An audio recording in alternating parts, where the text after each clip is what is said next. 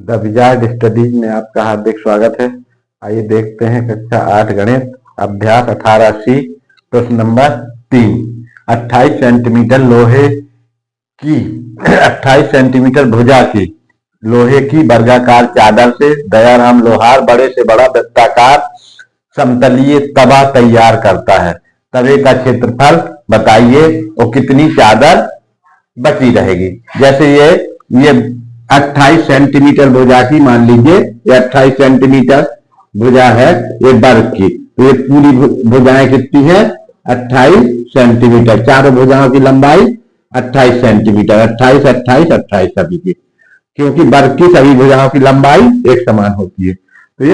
तो ये बताया है प्रश्न में कि 28 सेंटीमीटर भुजा की लोहे की वर्गाकार चादर है, ये वर्गाकार चादर है। इससे मैक्सिमम बड़े से बड़ा जो तवा तैयार करना है, जो तवा होता है समतली तवा, बिल्कुल समतल, बिल्कुल बराबर से, कि जिसमें बीच में क्या है ढलान ना हो। जैसे गहराई होती है तवे में, साधारण तवा जो अपन यूज करते हैं उसमें गहराई, लेकिन ये पूरा समतल तवा है पूरा। तो इसके कारण से अब इसमें देखते हैं अपन कि ये जो वर्गाकार चादर है उससे कितने से बड़े से बड़ा तवा तैयार किया जा सकता है। तो ऐसा तवा तैयार किया जाएगा जिसका व्यास, ये तवे का वृत्ताकार, तो उसका तवे का व्यास कितना हो, इसकी एक भुजा के बराबर हो। तवे का व्यास बराबर भुजा की लंबाई के बराबर हो। जैसे ये इसका व्यास है, या फिर इस तरफ से लिया जाएगा अगर ये, तो इसको इस तरफ से ऐसे ले लेंगे कि इसका जो व्यास होगा वो तवे उसकी भुजा की लंबाई के बराबर हो जाएगा, इस तरह से। ये तो ये इतनी लंबाई का अपन, इसका तवे का ये क्या है, ये तवे का व्यास है। और तवे का व्यास कितना है, ये यहां से यहां तक की दूरी कितनी है 28 सेंटीमीटर। ये किसकी बराबर हो जाएगी 28 सेंटीमीटर। इसी प्रकार से ये व्यास है, अगर ये वाला लिया जाए, ये यहां से यहां तक वाला, ये भी व्यास है, व्यास है। तो तवे का व्यास, तो तवे का व्यास कितना हो जाएगा, उसकी भुजा के बराबर 28 सेंटीमीटर के बराबर। तो इसमें यही है कि तवे का व्यास हल में लिख लेंगे अपन, तवे का व्यास बराबर वर्ग की भुजा की लंबाई, ये बराबर होना चाहिए, बराबर, तभी तो बड़े से बड़ा तवा बनेगा। अब उसके बाद इससे बड़ा तवा बनेगा तो ये बाहर निकल जाएगी चादर से, तो वो नहीं बन सकता। ये बड़े से बड़ा तवा बन गया। अब कितनी चादर बची रहेगी, तो ये इतनी चादर बची रहेगी, ये वाली, एक इधर वाली चादर बच जाएगी इतनी जितनी है, यहां से भी चादर बच जाएगी ये वाली इतनी, ये और ये वाली जो चादर है ये बची रहेगी। तो अपन को ये दोनों निकालना है। तो एक तो निकालना है कि तवे का क्षेत्रफल, ये तवे का क्षेत्रफल निकालना है, और क्योंकि ये वाले जो शेडेड भाग है इसका भी क्षेत्रफल निकालना है, कितनी चादर बची रहेगी। तो ये, तो अपन को क्या करना है, इसमें सबसे पहले इसमें लिख लिया अपन ने तवे का व्यास बराबर वर्ग की भुजा की लंबाई। तो वर्ग की भुजा की लंबाई कितनी है 28 सेंटीमीटर। तो ये आ जाएगा तवे का व्यास, तवे का व्यास इतना आ गया। तो अब तवे की त्रिज्या, तवे की त्रिज्या क्या होती है, व्यास का आधा। त्रिज्या क्या होती है, यहां से आता है व्यास का आधा, तो 28/2 सेंटीमीटर ये हो जाएगा। तवे का त्रिज्या 28/2 सेंटीमीटर। तो इसको काट देंगे तो ये कितना हो जाएगा, 2 एकम 2 और जो 2 चौके 8, तो ये हो जाएगा आपका इतना सेंटीमीटर। भाग दे देंगे 14 सेंटीमीटर तवे की त्रिज्या। तो अभी तवे का क्षेत्रफल निकालना है अपन को। तो तवे का क्षेत्रफल निकल जाए, तो तवा कैसा है, वृत्ताकार, समतली वृत्ताकार तवा, तो ये वृत्त का क्षेत्रफल लग जाएगा। तो तवे का क्षेत्रफल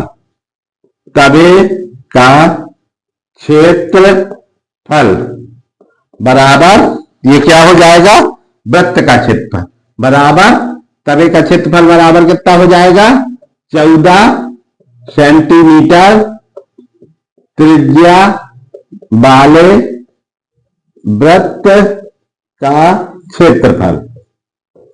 तो 14 सेंटीमीटर त्रिज्या वाले वृत्त का क्षेत्रफल कितना होगा? पाई और आर स्क्वायर माने 14 का वर्ग, ये वाला हो जाएगा। तबे का क्षेत्रफल बराबर पाई आर स्क्वायर, तबे का क्षेत्रफल बराबर हो जाएगा ये 14 सेंटीमीटर वाले त्रिज्या, 14 सेंटीमीटर त्रिज्या वाले वृत्त का क्षेत्रफल के बराबर होगा तबे का क्षेत्रफल। तो इसमें आ जाएगा बराबर क्या लिख देंगे अपन? पाई का मान लिख दिया अपन ने 22/7 गुणे 14 गुणे 14 वर्ग सेंटीमीटर, वर्ग सेंटीमीटर इतना हो जाएगा। अब इसे काट दिया अपन ने, 7 एकम 7, 7 दूनी 14, तो कितना आ जाएगा? ये आ जाएगा 22 गुणे 14 गुणे 2 वर्ग सेंटीमीटर, इतना आ गया। अब इसका अपन गुणा कर ले, इसका गुणा करें तो 14 दूनी 28 गुणे 22, 14 दूनी 28 गुणे 22 या 22 गुणे 28, जैसे लिखा था वैसे ही लिख लें, इसको लिख लें 22 गुणे 28, 14 दूनी 28 वर्ग सेंटीमीटर हो जाएगा ये, ठीक है। अब 28 दूनी इसका गुणा करें तो 28 दूनी 56, 56 की 6 हासिल आएगी 5, तो 28 दूनी कितना हो जाएगा? 28 दूनी 28 दूनी 56 फिर आ जाएगा, 28 दूनी 56, तो 56 में अब कितना जुड़ जाएगा? 5, तो 56 में 5 जोड़ेगा तो क्या हो जाएगा? 61, तो 616 वर्ग सेंटीमीटर, ये तबे का क्षेत्रफल हो जाएगा। पहला उत्तर हो जाएगा 616 वर्ग सेंटीमीटर। अब कितनी चादर बची रहेगी? तो कितनी चादर बची रहेगी? तो चादर का क्षेत्रफल निकालना पड़ेगा। तो चादर का क्षेत्रफल कैसे निकालेंगे? वर्ग का क्षेत्रफल में से ये वाला तबे का क्षेत्रफल घटा देंगे। जो पूरा क्षेत्रफल है जैसे ये वर्ग का क्षेत्रफल में से तबे का क्षेत्रफल घटा देंगे, तो चादर का बची चादर का क्षेत्रफल लिख लेंगे अपन यहां से, बची चादर का क्षेत्रफल बराबर कितना हो जाएगा? बची चादर का क्षेत्रफल बराबर हो जाएगा वर्ग का क्षेत्रफल 28 सेंटीमीटर भुजा वाले वर्ग का क्षेत्रफल, 28 सेंटीमीटर भुजा वाले वर्ग का क्षेत्रफल में से घटा देंगे ऋण तबे का क्षेत्रफल, ऋण तबे का क्षेत्रफल, जो तबा बना है तो तबे का क्षेत्रफल उससे घट जाएगा, तो जितना बचेगा वो बचा रहेगा, चद्दर उतनी बच जाएगी। तो वर्ग का क्षेत्रफल कितना होता है? 28 सेंटीमीटर वाली वर्ग का क्षेत्रफल होता है भुजा का वर्ग, तो 28 का वर्ग भुजा का वर्ग होता है। ऋण तबे का क्षेत्रफल अपन ने निकाल लिया 616 वर्ग सेंटीमीटर, कितना आ जाएगा। तो अब इसमें 28 का गुणा 28 में करेंगे अपन, 28 गुणे 28 कर लेते हैं यहां पे गुणा, 28 गुणे 28, 28 में 28 पे 8 हटी है 64, 64 की 4 हासिल आएगी 6, फिर 8 दूनी 16, 16 और 6 22, 16 और 6 22, फिर अपन करेंगे 2 का गुणा, तो 2 अट्ठे 16, 2 अट्ठे 16 हासिल आएगी 1, 2 दूनी 4, 2 दूनी 4 और 1 कितना हो जाएगा? 5, 2 दूनी 4 और हासिल का 8 दूनी 16 का 5 हो जाएगा, ये आ जाएगा। अभी आ जाएगा 4 और यहाँ हो जाएगा 8, 6 और 2 8 और ये हो जाएगा 5 दूनी 5 और 2 7, इस तरह से। तो ये आ जाएगा 784 वर्ग, 784 वर्ग सेंटीमीटर बराबर 784 वर्ग सेंटीमीटर ऋण 616 वर्ग सेंटीमीटर। अब जितना ये बचेगा कितना बचेगा तो इसको लिख लेंगे अपन, इसमें से घटा देंगे 616, तो यहां से घटाया अपन ने, यहां से से लिया तो 8, ये 14 में से 6 जाएगा तो 8 6 14, 8 बचेगा। फिर ये हो जाएगा 7 में से 1 जाएगा तो बचेगा 7 में से 1 जाएगा तो 6 बचेगा। फिर 1 में 7 में इस वाले 7 में से 6 जाएगा तो 1 बचेगा। इस तरह से तो 100 यहां आ जाएगा 168 वर्ग सेंटीमीटर। ये पी चादर बच जाएगी 168 वर्ग सेंटीमीटर। अगर अपने ये सब गुणा भाग सही है तो फिर ये उत्तर सही है। अगर गुणा भाग कहीं गलत होगा तो उत्तर गलत हो सकता है। तो इसको अपन किताब से मिला लेते हैं। ये इसका उत्तर कितना है, तो इस तरह से इसका आ जाएगा मान। तो इसका उत्तर 168 वर्ग सेंटीमीटर है। तो ये आ गया बची हुई चादर का क्षेत्रफल और ये हो जाएगा आपका कहेगा तवे का क्षेत्रफल। तो ये दोनों उत्तर हो जाएंगे। एक उत्तर हो जाएगा ये और एक। इस प्रकार से ये सवाल हो जाएगा। अब अपन करेंगे इसका अगला सवाल, प्रश्न नंबर 4। आइए देखते हैं प्रश्न नंबर 5। एक वर्ग और वृत्त के परिमाप समान है। एक वर्ग और वृत्त के परिमाप समान है। यदि दोनों के परिमाप 44 सेंटीमीटर हो तो किसका क्षेत्रफल अधिक होगा और कितना। तो इसमें दिया हुआ है कि एक ये वर्ग है, जैसे ये वर्ग है तो इसकी चारों भुजाओं की लंबाइयों का योग कितना है, इसका परिमाप 44 है। तो इसकी चारों भुजाओं की, ये मान लीजिए कि भुजा x, ये भुजा x है, ये भुजा x है, ये भुजा x है। तो इसकी चारों भुजाओं की लंबाइयों का योग कितना है, x धन x धन x धन x बराबर 44 सेंटीमीटर। ये परिमाप, ये क्या है, परिमाप है। परिमाप वर्ग की परिमाप यानी चारों भुजाओं की लंबाइयों का योग बराबर है 44 सेंटीमीटर। कितना है, इसमें 44 सेंटीमीटर दिया हुआ है। इसी प्रकार से एक जो वृत्त है उसका परिमाप, तो वृत्त का परिमाप क्या होता है, वृत्त का परिमाप होता है उसकी परिधि। वृत्त का परिमाप क्या होता है, परिधि। वृत्त का परिमाप उसकी परिधि। तो वृत्त का परिमाप, वृत्त का परिमाप बराबर वृत्त की परिधि। वृत्त की परिधि होता है, परिमाप ही परिधि होती है। तो वृत्त का परिमाप बराबर वृत्त की परिधि बराबर दिया हुआ है कितना है, 44 सेंटीमीटर है। तो इससे अपन को क्या करना है, इससे वृत्त की त्रिज्या आ जाएगी और इससे वर्ग का क्षेत्रफल आ जाएगा। तो दोनों के क्षेत्रफल निकाल लेना है अपन को, फिर उसके बाद 1 से घटा देना है। तो अपन ये सवाल में ये समझने के लिए था कि इस तरह से कि एक वर्ग और वृत्त के परिमाप समान है। तो इसका परिमाप क्या होता है, भुजा गुणे 4। वृत्त ये वर्ग का परिमाप बराबर होता है, यहां लिखे अपन वर्ग का परिमाप, परिमाप बराबर भुजा गुणे 4। ये वर्ग का परिमाप होता है। तो इसका अपन एक भुजा की लंबाई निकालने कितनी है, तो उससे भुजा इसका वो निकाल आएगा। तो वर्ग का परिमाप कितना दिया हुआ, दोनों का परिमाप है 44 सेंटीमीटर। 44 सेंटीमीटर बराबर भुजा गुणे 4। ये अब इसको इस तरफ लिख लें अपन, भुजा गुणे 4 बराबर हो जाएगा 44 सेंटीमीटर। तो भुजा बराबर कितना हो जाएगा, वर्ग की भुजा बराबर हो जाएगा 44 सेंटीमीटर और बटे ये नीचे चला जाएगा तो 4 का जब अपन इससे भाग दे देंगे तो आ जाएगा 11 सेंटीमीटर। यानी इसकी भुजा की लंबाई कितनी हो जाएगी, वर्ग की प्रत्येक भुजा की लंबाई 11 सेंटीमीटर। तो अब अपन निकाल लें भुजा का वर्ग का क्षेत्रफल। वर्ग का क्षेत्रफल, वर्ग का क्षेत्रफल बराबर कितना होगा, वर्ग का क्षेत्रफल होता है भुजा गुणे भुजा बराबर कितना हो जाएगा 11 गुणे 11 वर्ग सेंटीमीटर। ये हो जाएगा 11 गुणे 11। तो 11 में 11 का गुणा करेंगे तो कितना हो जाएगा, 11 में 11 121 वर्ग सेंटीमीटर। ये आ जाएगा आपका वर्ग का क्षेत्रफल। तो किसका क्षेत्रफल ज्यादा होगा ये पता करते। अब अपन को निकालना है क्या, वृत्त का। तो वृत्त की परिधि दी हुई है।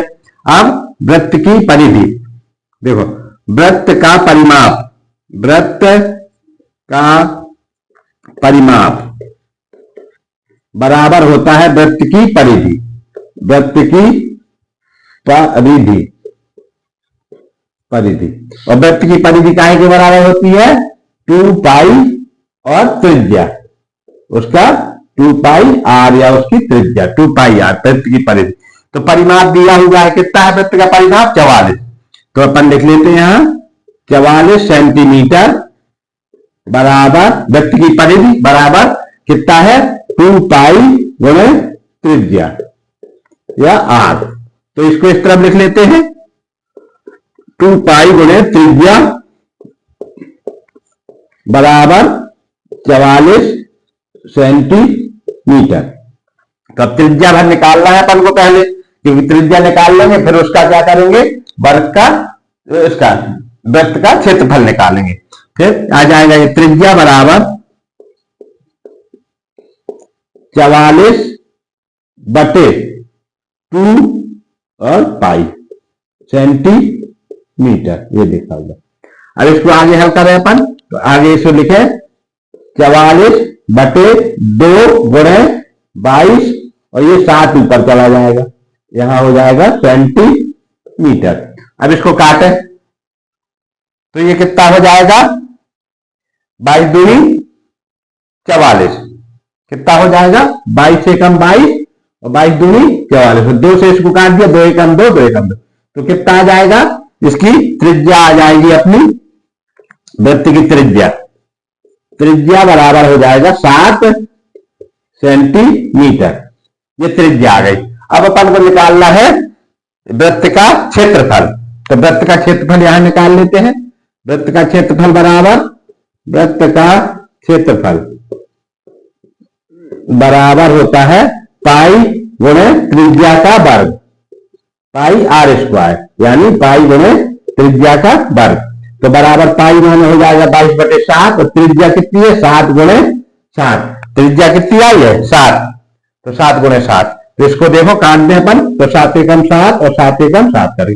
अब ये आ गया 22 गुणे 7, क्षेत्रफल कितना आ गया? 22 गुणे 7। तो इसको गुणा कर दें, 7 दूनी 14 की 4 हासिल आएगी 1, 7 दूनी 14 और 1 15, तो आ जाएगा 154 वर्ग सेंटीमीटर क्षेत्रफल आ जाएगा, इतना आ जाए। अब इसमें से बताना है कि किसका क्षेत्रफल अधिक है। वर्ग का क्षेत्रफल देखो इतना है 121 वर्ग सेंटीमीटर और वृत्त का क्षेत्रफल है 154 वर्ग सेंटीमीटर। तो किसका क्षेत्रफल अधिक होगा? तो अपन लिख देंगे कि वृत्त का क्षेत्रफल अधिक होगा, वृत्त का क्षेत्रफल अधिक होगा, अधिक होगा। और कितना अधिक होगा? कितना अधिक? तो कितना अधिक में क्या करेंगे अपन? इसमें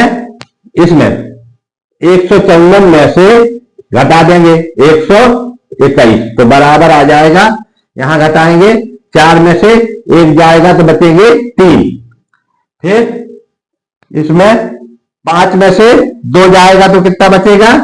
3, और 1 में से 1 जाएगा तो बचेगा 0, तो 33 वर्ग सेंटीमीटर। कितना अधिक है? 33 वर्ग सेंटीमीटर अधिक है।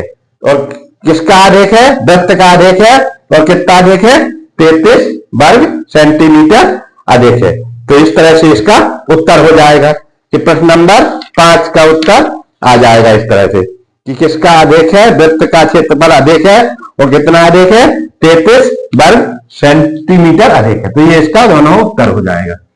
अब अपन करेंगे इसका अगला सवाल, प्रश्न नंबर 6। आइए देखते हैं प्रश्न नंबर 6। एक वृत्ताकार क्षेत्र का क्षेत्रफल दूसरे वृत्ताकार क्षेत्र के क्षेत्रफल का 100 गुना है, उनकी परिधियों का अनुपात ज्ञात कीजिए। तो अपन ने चित्र बनाया कि एक जो पहला वाला वृत्ताकार क्षेत्र है उसका क्षेत्रफल बताया गया है कि दूसरे वाले वृत्ताकार क्षेत्रफल का 100 गुना है, ये इससे 100 गुना बड़ा है। तो अपन को क्या करना पड़ेगा? इसको निकालने के लिए इसमें क्या निकालना है? परिधियों का अनुपात निकालना है। तो उनकी परिधियों का अनुपात, परिधि क्या होती है?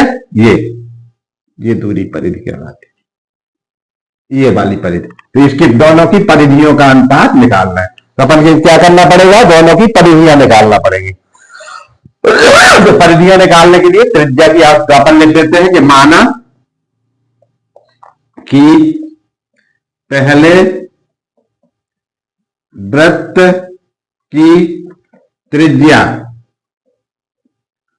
r1 सेंटीमीटर है और दूसरे वृत्त की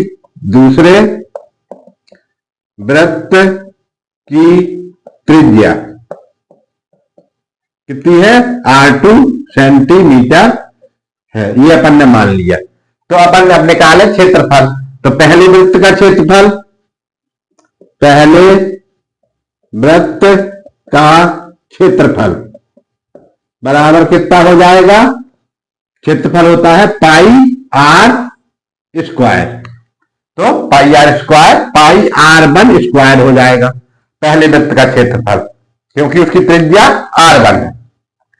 इसी प्रकार से दूसरे वृत्त का अपन लिखे यहां पे, दूसरे वृत्त का क्षेत्रफल कितना होगा, बराबर होगा पाई इंटू r2 का स्क्वायर। इसकी त्रिज्या कितनी है, r2 स्क्वायर। अब प्रश्न में क्या दिया हुआ है कि एक वृत्त का, पहले वृत्त का क्षेत्रफल, पहले वृत्ताकार क्षेत्र का क्षेत्रफल दूसरे वृत्ताकार क्षेत्र के क्षेत्रफल का 100 गुना है। तो अपन को लिख लेना है कि पहले वृत्त, प्रश्न के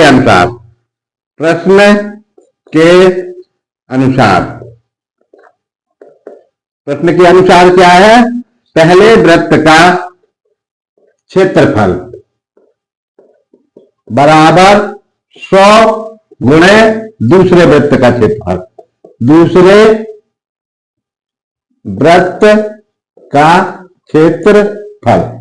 ये शर्त है, प्रश्न में शर्त दी हुई है कि एक वृत्त का वृत्ताकार क्षेत्र का क्षेत्रफल दूसरे वृत्ताकार क्षेत्र के क्षेत्रफल का 100 गुना है। तो पहले वाले का दूसरे का, तो पहले वाले का बना कितना है, ये पाई r1 स्क्वायर बराबर 100 गुणे ये कितना है, दूसरे वृत्त का क्षेत्रफल निकाला अपन ने जो माना है, तो पाई r2 स्क्वायर इतना है। अब इसको अपन ने यहां पर पक्षांतर कर लेंगे, पाई r1 स्क्वायर बटे पाई r2 स्क्वायर बराबर हो जाएगा 100। तो पाई से पाई कर दिया तो ये आ जाएगा r1 स्क्वायर बटे r2 स्क्वायर बराबर 100। तो r1 बटे r2 ये कितना हो जाएगा, 10 का स्क्वायर है। 100 कितना है, 10 का स्क्वायर। तो r1 बटे r2 कितना हो जाएगा, इसका स्क्वायर खत्म कर देते हैं। तो r1 बटे r2 यानी परिधियों का अनुपात, r1 बटे r2 बराबर हो जाएगा 10। r1 बटे r2 कितना हो जाएगा, 10 हो जाएगा। ये कितना आ गया, 10 आ गया। तो अब अपन को निकालना है परिधियों का अनुपात, उनकी परिधियों का अनुपात। अब अपन को ये आ गया r1 बटे r2 यानी परिधियों का अनुपात आ गया। ये आ गया त्रिज्याओं का अनुपात, ये कहे कहा गया, त्रिज्याओं का अनुपात। तो अब अपन को निकालना है परिधियों का अनुपात। ये r1 बटे r2 का मान आ गया। कुल मिला के इसमें r1 बटे r2 का मान आ गया या त्रिज्याओं का आ गया क्या, अनुपात। तो त्रिज्याओं का अनुपात कितना हो जाएगा, r1, इसके नीचे अपन 1 मान सकते, तो हो जाएगा 10:1। तो अगर ऐसा प्रश्न आ जाए कि यहाँ त्रिज्या ना लिख के उनकी त्रिज्याओं का अनुपात ज्ञात कीजिए, तो यहीं पर लगा देना है। अगर प्रश्न में ये लिखा होता एक वृत्ताकार क्षेत्र का क्षेत्रफल दूसरे वृत्ताकार क्षेत्र के क्षेत्रफल का 100 गुना है, तो उनकी त्रिज्याओं का अनुपात ज्ञात करो, तो त्रिज्याओं का अनुपात कितना हो जाता, 10/1 यही हो जाता। अब इसी प्रकार से अब पूछा है कि उनकी परिधियों का अनुपात क्या है, तो पहले वृत्त की परिधि लिख लेते हैं अपन। यहां पर लिख लेते हैं पहले वृत्त की परिधि, यहां इसको पहले वृत्त की परिधि, पहले वृत्त की परिधि बराबर कितना है, 2 पाई r1। परिधि का सूत्र क्या होता है, 2 पाई r। तो पहले वृत्त की परिधि बराबर 2 पाई r1 और फिर दूसरे वृत्त की परिधि, दूसरे वृत्त की परिधि बराबर 2 पाई r2 इतना हो जाएगा। परिधि क्या सूत्र होता है, 2 पाई r। अब उनकी परिधियों का अनुपात कैसे निकालेंगे, तो यहां लिखेंगे पहले वृत्त की परिधि बटे दूसरे वृत्त की परिधि, दूसरे वृत्त की परिधि। अब कितना आ गया? पहले वृत्त की परिधि कितनी है? 2πr1 और दूसरे वृत्त की कितनी है? 2πr2। तो अब इसको काट देंगे, ये आ गया 2 से 2 कट गया, पाई से पाई कट गया, r1 बटे r2 बचा। क्या बचा? r1 बटे r2। तो r1 बटे r2 बचा। तो अपन को पता है कि r1 बटे r2 का मान कितना है? 10 बटे 1। तो बराबर कितना है ये? अपन लिख देंगे 10 बटे 1 या 10 अनुपात 10 है तो 10 अनुपात 10 बटे 1 तो बराबर हो जाएगा।